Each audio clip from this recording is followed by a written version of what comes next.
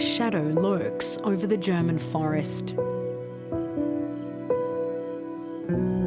From above, it resembles the early days of autumn. But in fact, these trees are doomed.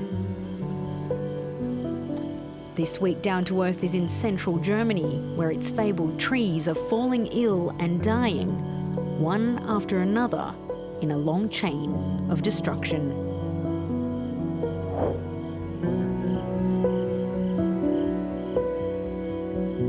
Also wir sind Friederike und Jörg von Beime. Ich bin Förster, mein Mann ist Landwirt und wir bewirtschaften unseren Wald hier selber.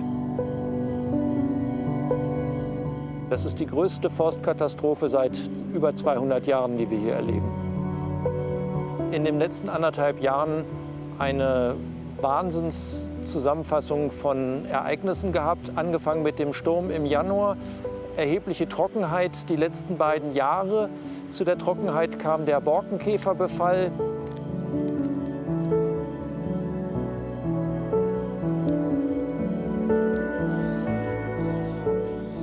Der Baum bekommt ein Paar, bedeutet Käfer.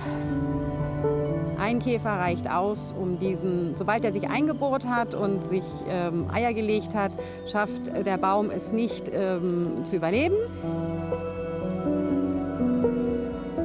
Die Bäume sind sehr flexibel, können eigentlich unter normalen Umständen sehr viel verkraften. Nur das war einfach zu viel für die Bäume. Mit dem Sturm und dem Käfer haben wir in den letzten 1,5 Jahren 60 Hektar Freifläche entstanden. Also wir wissen nicht, wie viel Geld uns genau verloren gegangen ist. Natürlich kann man dann nicht mehr schlafen die Nächte. Und wenn man in die Vergangenheit zurückguckt, gibt es durchaus jetzt schon die Aufzeichnung, dass die letzten Jahre immer weniger geregnet hat und auch wärmer war. Also eine Veränderung in den Klimadaten ist zu erkennen.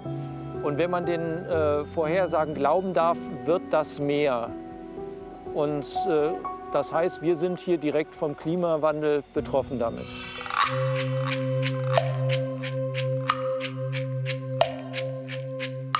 This same situation is being replicated all over Germany. More than 1 million trees dead since 2018, 180,000 hectares affected, in what is now being deemed a national environmental crisis. Already the military has been called in to assist landowners, and authorities have pledged more than 800 million euros in emergency funds. The scale and speed of destruction catching Germany off guard as the effects of climate change arrive here at their doorstep.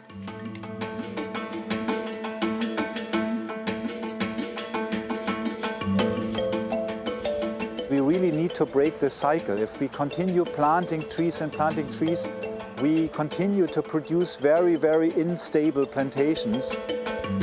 My name is Christoph Thies and I work for Greenpeace and I'm specialized on forest and climate. The root cause of the problem is climate change that is creating all these weather extremes, but the impact is accelerated by the wrong way of forestry, by turning too many of our forests into tree plantations.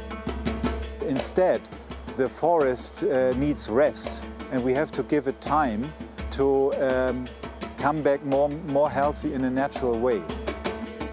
A forest where the young trees come up by themselves is very productive. It survives the expected weather extremes that come with the climate crisis much better.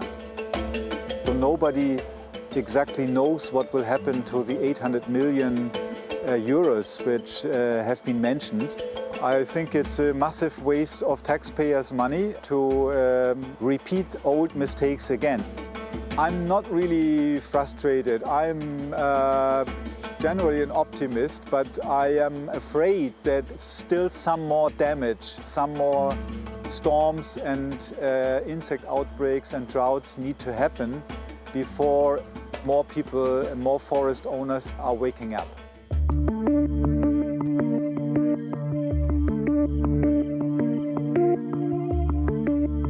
My name is Birte Scheler and I'm a forest scientist in the Forest Research Institute in Göttingen. I discovered my passion for trees when I was already a kid. I was grown up in a village and I loved to stroll around in the forest.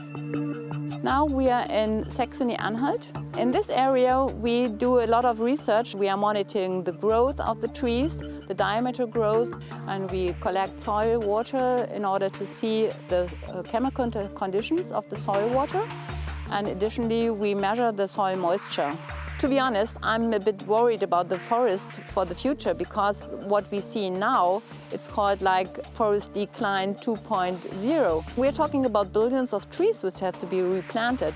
That's why we do research and we test new tree species from other countries. We look if they grow better than our own ones, if they can cope better with drought stress in the summer times. But we have to know as well if they are sensitive, for example, for late frost. We have got some ideas which trees we might plant. For example, that's the Atlas cedar from the Lebanon or other fir trees which are from Turkey. But we do not know. We have first to have trials, and if we suggest to other people, to forest owners, to plant this tree or that tree, and we do not really know if it can really stand for a whole growth period for 100 years, then we will not suggest it to some owners because they might fail and lose a lot of money. We hope we can help, yes.